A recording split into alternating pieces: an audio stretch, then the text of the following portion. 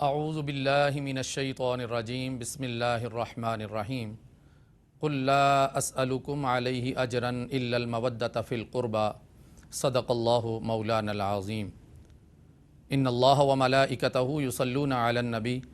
یا ایہا الذین آمنوا صلوا علیہ وسلموا تسلیما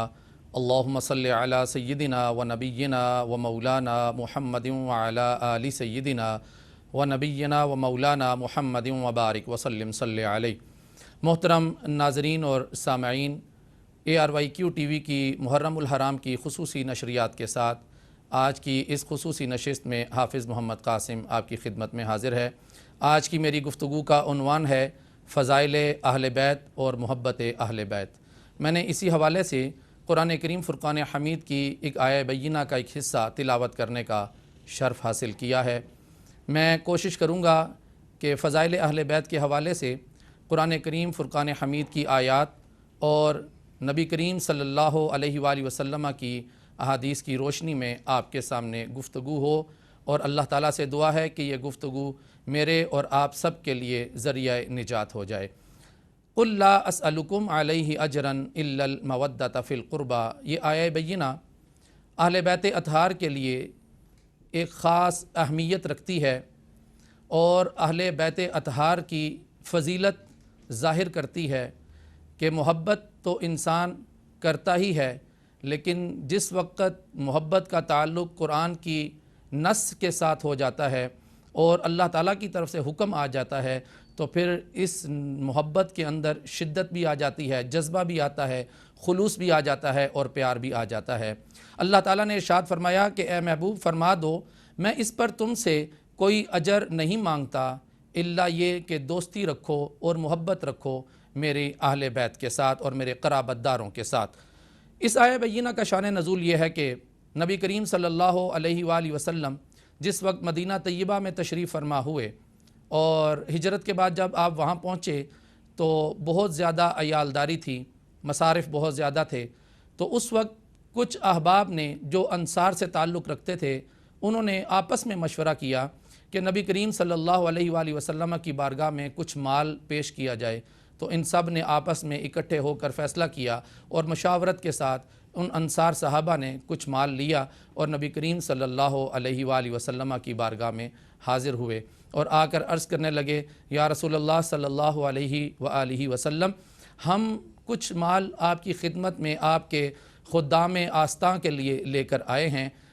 ہم جانتے ہیں کہ آپ نے بڑی محنت فرمائی ہے، آپ نے ہمیں گمراہی کے راستے سے نکالا ہے، آپ نے ہمیں حق کا راستہ دکھایا ہے اور آپ نے ہمیں جنت کے راستے پر ڈالا ہے، آپ نے ہمیں خدا سے آشنا کیا ہے، تو ہم چاہتے ہیں کہ اس کے معاوضہ کے طور پر ہم آپ کی خدمت کریں۔ نبی کریم صلی اللہ علیہ وآلہ وسلم نے ابھی کوئی جواب نہیں دیا تھا تو اللہ رب العالمین کی جانب سے یہ آیہ بینہ نازل ہو گئی، قل لا اسألکم علیہ اجرا الا المودۃ فی القربى، کہ اے محبوب ان کو فرما دو کہ میں اس تبلیغ رسالت پر تم سے کوئی اجر نہیں مانگتا، صرف اور صرف یہ ہے کہ اگر کچھ دینا ہی چاہتے ہو تو میرے قرابت داروں کا پیار اور ان کی محبت اپنے دل میں پیدا کر لو، میرے قرابت داروں سے محبت کرو اور تمہارا یہی معاوضہ جو ہے وہ اللہ تعالیٰ کی بارگاہ میں قابل قبول ہو جائے گا۔ محترم ناظرین، اب مسئلہ یہ ہے کہ ہم نے یہاں پر ایک چیز کو سمجھنا ہے کہ قربہ جو قرآن کریم فرقان حمید نے لفظ استعمال کیا ہے اس کو اہل بیت اطہار کے ساتھ کس طرح نسبت ہے، تو ہم نبی کریم صلی اللہ علیہ وآلہ وسلم کی ایک حدیث ہی آپ کے سامنے پیش کرتے ہیں۔ حضرت امام احمد ابن حنبل اس کو لائے ہیں اس حدیث کو، اور حضرت سعید بن جبیر نے حضرت ابن عباس رضی اللہ تعالیٰ عنہ سے اس سے روایت کیا ہے۔ کہا گیا کہ جب یہ آیت نازل ہوئی تو پوچھا گیا یا رسول اللہ صلی اللہ علیہ وسلم من قرابتک ہؤلاء الذین وجبت علینا مودتہم، یا رسول اللہ صلی اللہ علیہ وسلم آپ کے وہ کون سے قرابت دار ہیں جن کے بارے میں قرآن میں حکم دیا گیا ہے کہ ان کی محبت اپنے دل میں پیدا کر لو، ان کی مودت اپنے دل میں پیدا کر لو، وہ کون لوگ ہیں؟ تو قالوا رسول اللہ صلی اللہ علیہ وآلہ وسلم قال رسول اللہ صلی اللہ علیہ وآلہ وسلم علی و فاطمۃ وابناہما، آپ نے فرمایا کہ وہ علی ہیں، وہ فاطمۃ الزہرا ہیں اور ان کے دونوں بیٹے ہیں۔ یہاں پر ایک بات بالکل واضح ہو جاتی ہے کہ حضور رحمت للعالمین آقا صلی اللہ علیہ وآلہ وسلم نے جس وقت یہ بات کر کے اس بات کو نکھار کر واضح کر دیا کہ اہل بیت اطہار کی وہ ذاتیں، وہ لوگ اہل بیت اطہار کے جن کے ساتھ رسول کریم علیہ السلام کا قلبی لگاؤ تھا، جو آپ کے خون کا حصہ تھے، جو آپ کے جگر کا ٹکڑا تھے، جن کو نبی کریم علیہ السلام فرمایا کرتے تھے کہ علی مجھ سے ہے اور میں علی سے ہوں، فاطمہ میرے جگر کا ٹکڑا ہے، حسن اور حسین مجھ سے ہیں اور میں ان سے ہوں۔ تو یہ بات یہاں پر واضح ہو جاتی ہے کہ ان احباب کی اور ان ذی شان لوگوں کی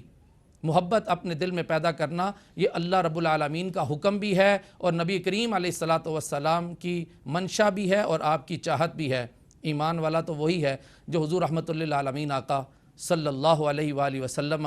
کی بات مانتا ہے، آپ کے اقوال پر، آپ کے فرمان پر عمل کرتا ہے۔ ایمان والا وہی ہے جو قرآن کریم کو اسی طرح مانتا ہے جس طرح اس کے ماننے کا حکم دیا گیا ہے۔ میں اس حوالے سے ایک اور آیہ بینہ آپ کے سامنے پیش کرنے کی کوشش کروں گا کہ اللہ تعالیٰ نے اہل بیت اطہار کی فضیلتیں کیسے کیسے قرآن کریم میں بیان فرمائی ہیں۔ اللہ تعالیٰ نے ارشاد فرمایا انما یرید اللہ لیذہب عنکم الرجس اہل البیت ویطہرکم تطہیرا، کہ اے نبی کے گھرانے والوں، بے شک اللہ تعالیٰ کا ارادہ یہی ہے اور اللہ تعالیٰ کی چاہت یہی ہے کہ تم سے ہر قسم کی ناپاکی کو روک دے اور تمہیں ایسا پاک اور صاف کرے جیسا کہ پاک اور صاف کرنے کا حق ہوتا ہے۔ محترم ناظرین، میں قرآن کریم فرقان حمید کی آیات آپ کے سامنے انشاءاللہ پیش کرتا رہوں گا اور پھر حضور صلی اللہ علیہ وآلہ وسلم کی احادیث مبارکہ کی روشنی میں ساتھ ساتھ ان باتوں کو واضح کرتا رہوں گا تاکہ ہم سب مل کر اہل بیت اطہار کی فضیلت کو سمجھ لیں اور ان کے پیار کو اپنے دل میں بسا لیں، اس لیے کہ نبی کریم علیہ السلام کا فرمان عالی شان ہے کہ جس کے دل میں آل بیت کی محبت ہوگی وہ پل صراط سے گزرنے کا اجازت نامہ اپنے پاس رکھتا ہوگا۔ مطلب یہ ہے کہ وہ بجلی کی طرح پل صراط سے پار ہو جائے گا، اس لیے کہ اہل بیت اطہار کی محبت صرف دنیا میں ہی نہیں، اللہ تعالیٰ نے اس کو اتنا عظیم بنایا ہے کہ یہ انسانوں کو آخرت میں بھی کام دے گی۔ اللہ تعالیٰ نے ارشاد فرمایا کہ اے نبی کے گھرانے والوں، میری چاہت یہی ہے کہ میں تم سے ہر قسم کی ناپاکی کو روک دوں اور تمہیں ایسا پاک کر دوں جیسا پاک کرنے کا حق ہے۔ تو یہ بات اب قرآن کریم فرقان حمید کی نص سے ثابت ہو چکی ہے کہ اہل بیت اطہار پاک ہیں، پاکیزہ ہیں، وہ خود بھی پاکیزہ ہیں، جو ان کے ساتھ محبت کرتا ہے وہ اس کو بھی پاکیزہ بنا دیتے ہیں۔ اب میں قرآن کریم فرقان حمید کی ایک اور آیہ بینہ کا حوالہ دے کر پھر میں اپنی بات کو آگے بڑھاؤں گا کہ عظمت اہل بیت کے حوالے سے اگر ہم سمجھنا چاہیں گے اور اہل بیت اطہار کی فضیلت کے حوالے سے اگر ہم سمجھنا چاہیں گے تو قرآن کریم فرقان حمید تو ہماری رہنمائی جگہ جگہ پر فرما رہا ہے۔ قرآن کریم فرقان حمید میں اللہ تعالیٰ نے ارشاد فرمایا فَمَنْ حَاجَّكَ فِيهِ مِن بَعْدِ مَا جَاءَكَ مِنَ الْعِلْمِ فَقُلْ تَعَالَوْا نَدْعُوا أَبْنَاءَنَا وَأَبْنَاءَكُمْ وَنِسَاءَنَا وَنِسَاءَكُمْ وَأَنفُسَنَا وَأَنفُسَكُمْ ثُمَّ نَبْتَهِلْ فَنَجْعَلْ لَعْنَةَ اللَّهِ عَلَى الْكَاذِبِينَ۔ محترم ناظرین، اب اس آیہ بینہ کے اندر بھی اہل بیت اطہار کی ایک شان بیان ہو رہی ہے۔ اہل بیت اطہار کو اللہ تعالیٰ فضیلتوں سے نوازتا ہے اور اہل بیت اطہار کی فضیلتیں کیسے کیسے زمانے کے سامنے رسول کریم علیہ السلام نے بیان فرمائی ہیں۔ میں ایک بات کا یہاں پر ایک اور اظہار کر دوں کہ یہ جو چادر میں نبی کریم صلی اللہ علیہ وآلہ وسلم نے ان 4 افراد کو لیا تھا، ان قدسی صفات لوگوں کو لیا تھا، ان میں 5ویں نبی کریم علیہ السلام خود بھی تھے اور انہی کو پنجتن پاک کہا جاتا ہے اور انہی کو آل ابا کہا جاتا ہے۔ یہ چادر والے جو تھے نا، اس کو بڑی فضیلت، ان کو بڑی فضیلت حاصل ہے۔ اللہ تعالیٰ بھی ان سے پیار کرتا ہے اور رسول کریم علیہ السلام کا فرمانا ہے جو ان سے پیار کرتا ہے نا، اللہ تعالیٰ اس سے پیار کرنے لگ جاتا ہے۔ میں جو آیہ بینہ آپ کے سامنے تلاوت کر چکا ہوں اس کے حوالے سے بھی سنیے۔ یہ میں تیسری آیت آپ کے سامنے بیان کر رہا ہوں۔ نبی کریم صلی اللہ علیہ وآلہ وسلم کو جب نجران کے عیسائیوں نے آ کر مختلف طرح کے سوالات کیے کہ آپ بتائیے کہ عیسیٰ علیہ السلام کے حوالے سے آپ ان کو اللہ کا بیٹا نہیں مانتے، یا جس طرح بھی ان کے معاملات تھے وہ اس حوالے سے سوالات کرنے آئے۔ ان کا دعویٰ یہ تھا کہ یہ بن باپ کے پیدا ہوئے ہیں تو یہ خدا ہو سکتے ہیں۔ تو نبی کریم صلی اللہ علیہ وآلہ وسلم نے فرمایا تھا کہ یہ بے شک خدا نہیں ہے، یہ خدا کے بندے ہیں۔ ان مثل عیسیٰ عند اللہ کا مثل آدم خلقہ من تراب، یہ بات نبی کریم صلی اللہ علیہ وآلہ وسلم نے قرآن کریم کی روشنی میں ان کے سامنے رکھی، مگر یہ لوگ سمجھنے کے لیے تیار نہیں تھے۔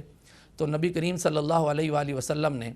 پھر ان کو کہا کہ ٹھیک ہے، اب قرآن کی بات قرآن کی صورت میں اور قرآن کی زبان میں تمہارے ساتھ کرنے لگا ہوں، تمہیں میں دعوت دیتا ہوں، آ جاؤ، تم اپنے بیٹوں کو بلاؤ، میں اپنے بیٹوں کو لے کر آتا ہوں، تم اپنی عورتوں کو لے آؤ، میں اپنی عورتوں کو لے آتا ہوں، تم اپنے اپنوں کو لے آؤ، میں اپنوں کو لے آتا ہوں، اور پھر آ جاؤ کھلے میدان میں دعا کرتے ہیں اللہ تعالیٰ کی بارگاہ میں، جو جھوٹا ہوگا اللہ تعالیٰ کی لعنت اس پر برسے گی۔ نبی کریم صلی اللہ علیہ وآلہ وسلم اپنے گھر سے نکلتے ہیں اور اپنے ساتھ صرف ان 4 افراد کو لیتے ہیں، اور حضرت امام حسین رضی اللہ تعالیٰ عنہ کو اپنی گود میں اٹھاتے ہیں، حضرت امام حسن کے ہاتھ میں اپنی انگلی پکڑا دیتے ہیں، اور پیچھے پیچھے سیدہ پاک بی بی ملکہ عصمت و طہارت سیدہ خاتون جنت آپ کے ساتھ چل رہی ہیں، اور ان کے پیچھے مولا علی پاک کرم اللہ وجہہ الکریم وہ آپ کے ساتھ ساتھ چل رہے ہیں۔ جب چلتے ہوئے کھلے میدان میں آ جاتے ہیں تو جو پادری ہوتا ہے عیسائیوں کا، وہ ان قدسی صفات لوگوں کو دیکھتا ہے تو دیکھتے ساتھ ہی وہ اپنے لوگوں کی طرف متوجہ ہوتا ہے اور ان کو نصیحت کرتا ہے کہ میں تمہیں تنبیہ کرتا ہوں کہ ان کے مقابلے میں نہ آنا،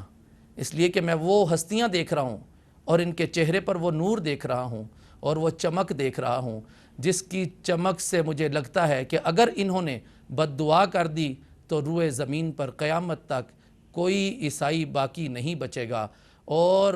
اللہ تعالیٰ کے عذاب کی وجہ سے ہر چیز جل کر خاکستر ہو جائے گی۔ میں تمہیں کہتا ہوں کہ باز آ جاؤ اور ان کے مقابلے میں نہ آنا۔ پھر ہوا بھی یوں کہ ان پاکیزہ اور قدسی صفت ہستیوں کو دیکھتے ہوئے انہوں نے اپنا ارادہ تبدیل کر لیا اور جزیہ دینے پر وہ لوگ راضی ہو گئے۔ میں یہاں پر صرف یہ بات بتانا چاہتا ہوں کہ دیکھیں، جب قرآن کریم کی آیات، رسول کریم علیہ الصلاۃ والسلام کے اقوال، آپ کے افعال، احادیث مبارکہ پوری طرح سے نشاندہی کرتی ہیں کہ اہل بیت کی محبت کے بغیر ایمان مکمل نہیں ہوتا اور ایمان قابل قبول بھی نہیں ہوتا، تو مسلمان تو وہ ہے جس کو چاہیے کہ وہ اہل بیت اطہار کی محبت اپنے دل میں پیدا کرے۔ نبی کریم علیہ الصلاۃ والسلام کے ساتھ محبت کا تقاضا یہ ہے، اور نبی کریم علیہ الصلاۃ والسلام کے ساتھ اگر ہماری محبت ہے تو اس کی دلیل یہ بنتی ہے کہ ہم آپ کی اولاد سے پیار کرتے ہیں، آپ کے گھر والوں سے پیار کرتے ہیں، اور آپ کی ہر نسبت سے ہم لوگ پیار کرتے ہیں۔ نبی کریم علیہ الصلاۃ والسلام نے ارشاد فرمایا، مومن کے لیے ایک عمارت کی طرح ہے۔ مطلب یہ ہے کہ مومن کے لیے جو عمارت کی طرح ہے، عمارت دیواروں سے تیار کی جاتی ہے، اور آپ فرمایا گیا کہ مومن کے لیے ایک دوسرے مومن بھائی کی محبت لازم کر دی گئی ہے، آپس میں تم دونوں آپس میں محبت کے ساتھ رہو، پیار کے ساتھ رہو اور الفت کے ساتھ رہو۔ رسول کریم علیہ الصلاۃ والسلام کے بیان کے مطابق اور آپ کے ارشاد کے مطابق مومن کا جو ہے وہ اس طرح سے بھائی بن گیا ہے کہ اس کو جدا کرنے سے یہ گویا کہ عمارت جو ہے وہ کمزور پڑ جائے گی۔ عمارت کی دیواریں اینٹوں سے بنائی جاتی ہیں، اور ایک اینٹ دوسری اینٹ میں پیوست ہوتی ہے، تب جا کر عمارت مکمل ہوتی ہے، اور اگر ایک اینٹ بھی عمارت سے باہر نکال لی جائے تو عمارت کمزور پڑ جاتی ہے۔ گزارش یہ ہے کہ اگر مومن کے لیے اتنا فرض کر دیا گیا کہ وہ اپنے دوسرے مومن بھائی کے لیے بھی اسی طرح کا پیار اور محبت اپنے دل میں پیدا کرے کہ جس سے اس کی دین کی اور ایمان کی عمارت جو ہے وہ مضبوط رہے، تو پھر حساب لگا لیجئے، سوچ لیجئے کہ مسلمان کے لیے کتنا ضروری ہوگا کہ وہ نبی کریم علیہ الصلاۃ والسلام، جن کی وجہ سے اللہ تعالیٰ نے پوری کائنات کو تخلیق فرمایا، جن کی وجہ سے اللہ تعالیٰ ہمیں روزی عطا فرماتا ہے، جن کی وجہ سے اللہ رب العالمین ہم پر نعمتوں کے دروازے کھولتا ہے، ہم اس نبی کے فرمان پر کتنا عمل پیرا ہیں یہ ہمیں سوچنا ہے، اور ہم پر لازم ہو گیا ہے کہ ہم آپ سے بھی محبت کریں اور آپ کے اہل بیت اطہار سے بھی محبت کریں۔ میں اب یہاں پر آپ کو ایک خوبصورت ربائی جو حضرت امام شافعی رحمۃ اللہ تعالیٰ علیہ نے بیان فرمائی، وہ میں آپ کی خدمت میں پیش کرنے لگا ہوں، اور پھر یہاں سے حساب لگائیے اور اندازہ کر لیجئے کہ قرآن کریم فرقان حمید اور نبی کریم علیہ الصلاۃ والسلام کی احادیث اور نبی کریم علیہ الصلاۃ والسلام کے اصحاب گرامی قدر وہ کس طریقے سے رسول کریم علیہ الصلاۃ والسلام کی عزت اور عظمت کو بیان کیا کرتے تھے۔ حضرت امام شافعی رحمۃ اللہ تعالی علیہ قرآن کریم فرقان حمید کی اسی آیت کی ترجمانی کرتے ہیں جو کہ میں نے شروع میں بیان کی، قُلْ لَا أَسْأَلُكُمْ عَلَيْهِ أَجْرًا إِلَّا الْمَوَدَّةَ فِي الْقُرْبَى۔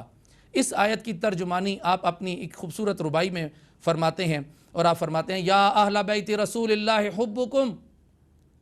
فرد من اللہ فی القرآن انزلہ۔ اے اہل بیت رسول صلی اللہ علیہ وآلہ وسلم، آپ کی محبت اللہ تعالیٰ نے قرآن میں فرض کر کے نازل فرما دی ہے۔ یکفیکم من عظیم القدر انکم، آپ کی عظمت کے لیے اور آپ کی درجات کی بلندی کے لیے یہ بات کافی ہے کہ من لم یصلی علیکم لا صلاۃ لہ، جو آپ پر درود نہیں پڑھتا اس کی نماز ہی نہیں ہوتی۔ اہل بیت اطہار کے حوالے سے اتنا خوبصورت انداز حضرت امام شافعی رحمۃ اللہ تعالی علیہ نے اپنایا، اور سننے والے کے دل میں یہ بات اتر جاتی ہے کہ قرآن کریم فرقان حمید کے اندر جو یہ آیہ بینہ نازل ہوئی ہے تو اس کی محبت اور مودت کے حوالے سے اب قرآن کریم جب ہمیں حکم دے دے تو کون ہے جو اس حکم کی سرتابی کرے، کون ہے جو اس حکم کو ماننے سے انکار کرے، اور کون ہے جو خود سے اپنے آپ کو اہل بیت سے دور کرے۔ اہل بیت سے قربت انسان کی نجات کا ذریعہ ہے، اہل بیت کی محبت انسان کی نجات کا ذریعہ ہے۔ میں یہاں پر ایک بات آپ کو مختصر سے انداز میں مثال دیتے ہوئے گزر جاؤں کہ دیکھیے، مچھلی جو پانی کے اندر رہتی ہے اس کو پانی سے محبت نہیں ہے، اس کو پانی سے مودت ہے۔ یہ میں مودت کا مفہوم آپ کو سمجھانے کی کوشش کروں گا اور خود بھی سمجھنے کی کوشش کروں گا کہ دیکھیے، مودت مچھلی کو اگر پانی سے باہر نکال دیا جائے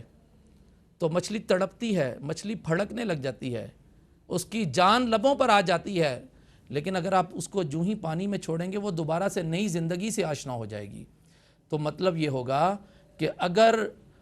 مچھلی پانی کے بغیر زندہ نہیں رہ سکتی تو ایمان والا اہل بیت اطہار کی محبت کے بغیر زندہ نہیں رہ سکتا۔ ایمان والا اہل بیت اطہار کی محبت کے بغیر اپنے ایمان کو کامل نہیں کر سکتا، اپنے ایمان کو مکمل نہیں کر سکتا۔ محترم سامعین اور محترم ناظرین، میں آپ کے سامنے یہ بات عرض کروں گا کہ دیکھیں، اہل بیت اطہار کی محبت کے لیے کسی دلیل کی ضرورت نہیں ہے۔ انسان اپنے والد سے اگر پیار کرتا ہے یا اپنے بچوں سے پیار کرتا ہے یا اپنی والدہ سے یا اپنے بھائیوں سے تو اس کو کسی دلیل کی ضرورت نہیں ہوتی، وہ بغیر دلیل کے پیار کرتا ہے، اس لیے کہ ان کے ساتھ اس کی زندگی وابستہ ہوتی ہے۔ تو ہم بھی اہل بیت اطہار کے ساتھ جو پیار کرتے ہیں وہ بغیر کسی دلیل کے اس طرح پیار کرتے ہیں کہ بس نبی کریم علیہ الصلاۃ والسلام نے فرما دیا، اللہ تعالیٰ نے حکم دے دیا، تو بس ہم جس طرح نماز کو فرض سمجھتے ہیں، جس طرح ہم روزے کو فرض سمجھتے ہیں، جس طرح ہم حج کو اور زکوٰۃ کو اللہ تعالیٰ کے حکم کے مطابق فرض سمجھتے ہیں، اسی طرح اہل بیت اطہار کی محبت کو قرآن کے حکم کے مطابق ہم اس کو فرض جانتے ہیں اور فرض سمجھتے ہوئے اس کو اپناتے ہیں اور اس پر عمل پیرا ہوتے ہیں۔ حضرت امام حسن المجتبیٰ رضی اللہ تعالی عنہ سے کسی وقت پوچھا گیا کہ مودت فی القربہ سے مراد کیا ہے؟ حضرت امام حسن نے ممبر پر کھڑے ہو کر خطبہ ارشاد فرمایا، اور آپ نے فرمایا قرآن میں یہ جو آیت نازل ہوئی ہے نا مودت والی، اس مودت سے مفہوم ہم اہل بیت ہیں، ہم لوگ ہیں، یہ ہمارے بارے میں نازل ہوئی ہے۔ اسی طرح امام زین العابدین کو جس وقت بیڑیاں ڈال کر پیش کیا گیا تو اس وقت آپ نے بھی یہی آیت پڑھی تھی کہ ہماری محبت اللہ تعالیٰ نے قرآن کریم میں فرض کی ہے۔ اس وقت قریب کھڑے ہوئے شخص نے اسی وقت ہاتھ بڑھایا اور حضرت امام زین العابدین کی غلامی میں آ گیا۔ میں یہاں پر آپ کے سامنے ایک بات اور بھی عرض کرنا چاہوں گا کہ رسول کریم علیہ الصلاۃ والسلام نے کتنی محبت سے اور کتنے زور سے اس بات کا اشارہ دیا ہے اور اس بات کے کرنے کا حکم دیا ہے کہ میری اہل بیت کے ساتھ اپنا تعلق مضبوط رکھو۔ رسول کریم صلی اللہ علیہ وآلہ وسلم کا ایک فرمان میں آپ کی سماعتوں کی نظر کرنا چاہوں گا۔ نبی کریم علیہ الصلاۃ والسلام نے ارشاد فرمایا، حضرت زید بن ارقم رضی اللہ تعالیٰ عنہ اس کے راوی ہیں، آپ فرماتے ہیں کہ رسول کریم علیہ الصلاۃ والسلام نے فرمایا، انی تارکن فیکم ما ان تمسکتم لن تضلوا بعدی احدہما اعظم من الآخر किताबुल्लाहि हब्लुम ममदूदुम मिनस समाई इलल अर्द व इतरती अहलु बैती वलन यतफर्रका हत्ता यरिदा अलैयल हौज़ फंजुर कैफ तखलुफूनी फीहिमा औ कमा क़ाल रसूलुल्लाह सल्लल्लाहु अलैहि वसल्लम। हुज़ूर रहमतुल लिल आलमीन आका सल्लल्लाहु अलैहि वसल्लम ने इरशाद फरमाया कि ए लोगो, मैं तुम्हारे दरमियान दो चीज़ें छोड़ के जा रहा हूँ। मैं तुम्हारे दरमियान दो चीज़ें छोड़ के जा रहा हूँ। एक किताब है जो कि अल्लाह ताला की रस्सी है ज़मीन से लेकर आसमान तक, और दूसरी मेरी औलाद है, मेरी अहले बैत है। ये मैं तुम्हारे दरमियान छोड़ के जा रहा हूँ। ये ऐलान कब किया? गदीर खुम के मौका पर, जब नबी करीम सल्लल्लाहु अलैहि वसल्लम वहाँ तशरीफ़ फरमा थे, तो आपने फरमाया कि ये दोनों आपस में कभी जुदा नहीं होंगे, और यूँ अपनी उन दोनों उंगलियों का इशारा करके फरमाया ये दोनों उंगलियां जैसे मिली हुई हैं इसी तरह ये आपस में इकट्ठे रहेंगे। कुरान अहले बैत के साथ और अहले बैत अतहार कुरान करीम के साथ रहेंगे। ये आपस में कभी जुदा नहीं हो सकते, ये कभी एक दूसरे से जुदा नहीं हो सकते, हट नहीं सकते। बस देखना ये है कि तुम मेरे बाद इनके साथ क्या करते हो। देखना यह है कि मेरे बाद इनके साथ तुम क्या सलूक करते हो। नबी करीम अलैहिस्सलाम की एक और हदीस मुबारक मैं आपको सुनाऊँ कि आप फरमाते थे उज़क्किरुकुमुल्लाहु फ़ी अहली बैती, मैं तुम्हें अपनी अहले बैत के हवाले से अल्लाह की याद कराता हूँ। मैं तुम्हें अपने अहले बैत के बारे में खुदा का खौफ दिलाता हूँ कि तुम मेरी अहले बैत से कभी भी जुदा ना होना और कभी भी उनकी मुखालिफत ना करना, कभी भी उनसे अपना दामन न छुड़ाना। मैं तुम्हें खुदा का खौफ दिलाता हूँ और मैं तुम्हें कहता हूँ कि अगर मेरी अहले बैत से तुमने दामन छुड़ाया और उनसे तारुज़ करने की कोशिश की तो फिर याद रखो अल्लाह रब्बुल आलमीन का खौफ अपने दिल में रखो, इसलिए कि अल्लाह ताला हिसाब लेने वाला है। मोहतरम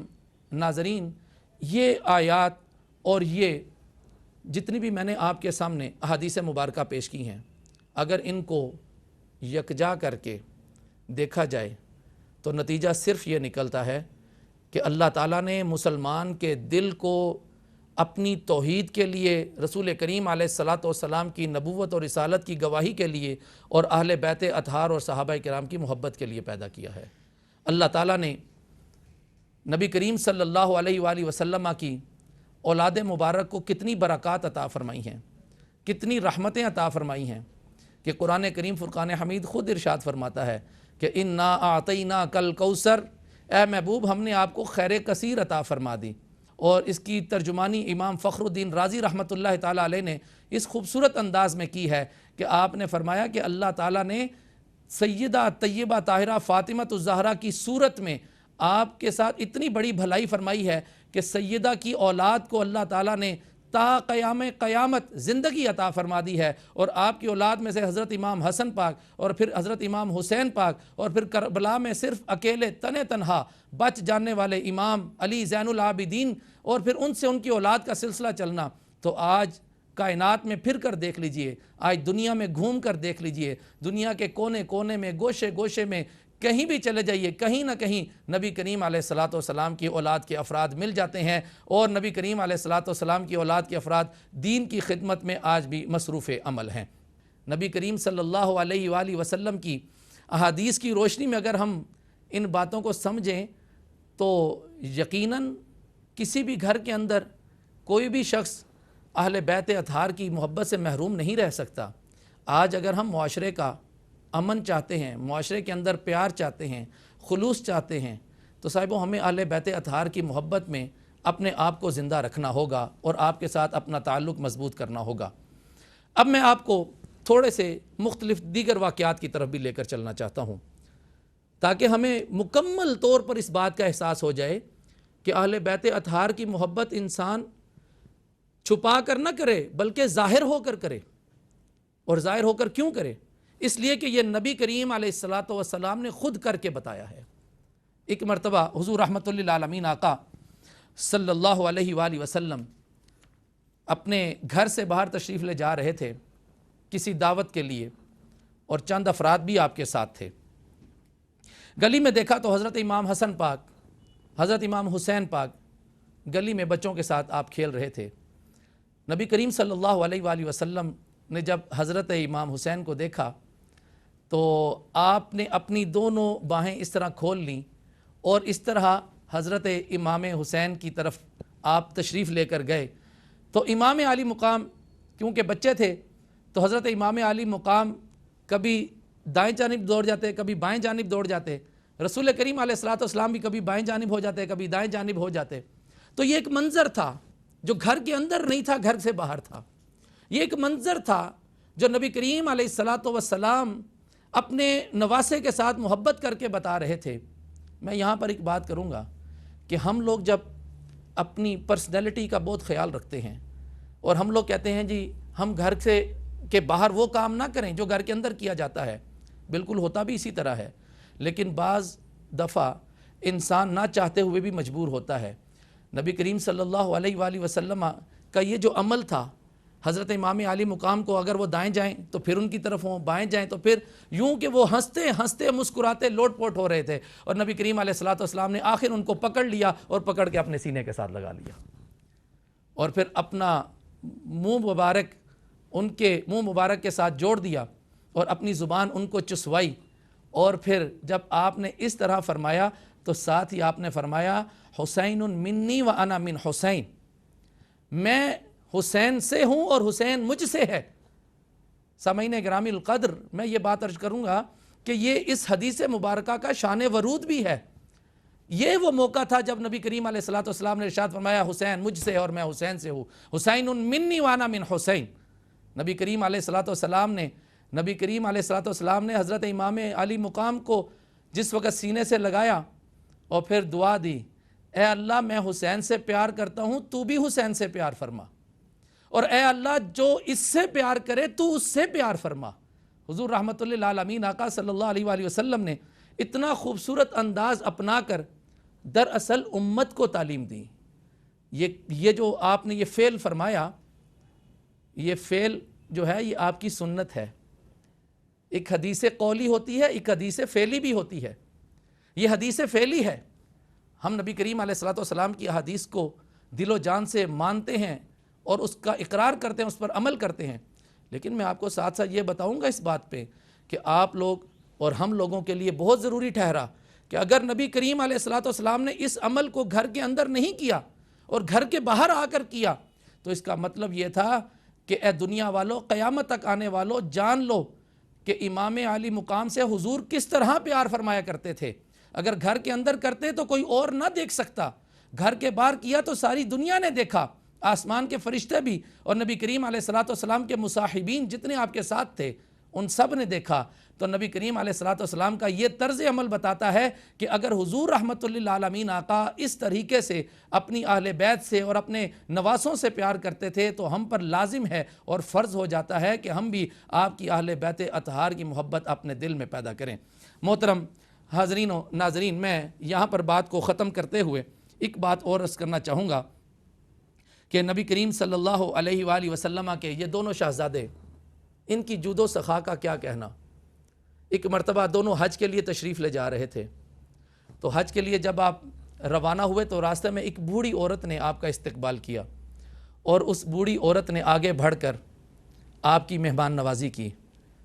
حضرت امام علی مقام، حسنین کریمین دونوں وہاں سے چلے گئے، مہمان نوازی ہوئی. حج کے بعد جب مڑ کے وہاں سے ہی گزرے دوبارہ تو وہاں پر گزرتے ہوئے اس بڑھیا کے پاس رکے اور دونوں حضرات نے 1000 دینار اس بڑھیا کو عطا کیا اور 1000 بکری ان کو عطا کی. پوچھنے والے نے پوچھا، اے حسنین کریمین، یہ آپ نے کس طریقے سے نوازا ہے، اتنی زیادہ نوازش کر دی؟ آپ نے فرمایا یہ نوازش اس لیے ہے کہ رسول کریم علیہ السلام نے ہماری تربیت ہی اسی طرح فرمائی ہے. آپ کے دربار سے کبھی کوئی خالی نہیں گیا ہے، آپ کے دروازے سے کبھی کوئی خالی گیا ہی نہیں ہے. حضرت مولا علی پاک کرم اللہ وجہ الکریم کے حوالے سے میں یہ بات عرض کرنا چاہوں گا کہ حضرت معاذ بن جبل رضی اللہ تعالیٰ عنہ ارشاد فرماتے ہیں کہ حضرت علی المرتضیٰ کی محبت ایسی نیکی ہے کہ جس نیکی کے ہوتے ہوئے اگر کوئی برائی بھی ہو جائے تو کوئی نقصان نہیں ہے. اور حضرت علی المرتضیٰ کرم اللہ وجہ الکریم کا بغض ایسی برائی ہے کہ اس کے ہوتے ہوئے اگر سب نیکیاں بھی ہوں تو وہ نیکیاں کام نہیں آئیں گی. بلکہ رسول کریم علیہ الصلوۃ والسلام نے ارشاد فرمایا کہ جو شخص صفا اور مروہ کے درمیان 1000 سال تک سعی کرتا رہے